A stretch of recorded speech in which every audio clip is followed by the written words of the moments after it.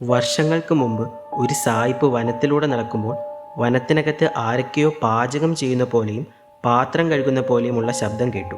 പല പ്രാവശ്യം ഇങ്ങനെ അനുഭവപ്പെട്ടപ്പോൾ തൻ്റെ സുഹൃത്തുക്കളെയും കൂട്ടി അതാരാണെന്നറിയാൻ തീരുമാനിച്ചു. കാട് വെട്ടിത്തെളിച്ചപ്പോൾ ഒരു ആഴമേറിയ ഗുഹ കണ്ടു. അവർ മുൻപോട്ട് പോകുന്തോറും പല തട്ടുകളായി ആഴത്തിലേക്കാണ് ആ ഗുഹയുടെ ഉൾഭാഗം. മുൻപോട്ട് പോയിക്കൊണ്ടിരിക്കുന്ന അവർ ഓക്സിജന്റെ അഭാവം മൂലം 600 അടി താഴ്ചയിൽ ഉദ്യമം അവസാനിപ്പിച്ചു. ആരെയും കണ്ടെത്താനോ ആരും താമസിച്ചിരുന്നതായോ കണ്ടെത്താനും സാധിച്ചില്ല. അത് പിശാചുകൾ ആയിരിക്കാം പാചകം ചെയ്ത എന്ന നിലയിൽ ആ സ്ഥലത്തിന് ഡെവിൾസ് കിച്ചൺ എന്ന പേര് നൽകി. വർഷങ്ങൾ കഴിഞ്ഞ് ഗുണ എന്ന സിനിമയിലൂടെ ആ സ്ഥലം പ്രശസ്തമാകുന്നു. 12ഓളം യുവാക്കൾ ഈ ഗുഹയിൽ ഇപ്പോഴും മിസ്സിംഗ് ആണ്. ഗുഹയുടെ ആഴങ്ങളിൽ വീണ് അവർ മരണപ്പെട്ടിരിക്കാമെന്ന് കരുതുന്നു. അതിനുശേഷം ഗവൺമെൻറ് ആ ഗുഹ അടയ്ക്കുകയും ചെയ്തു.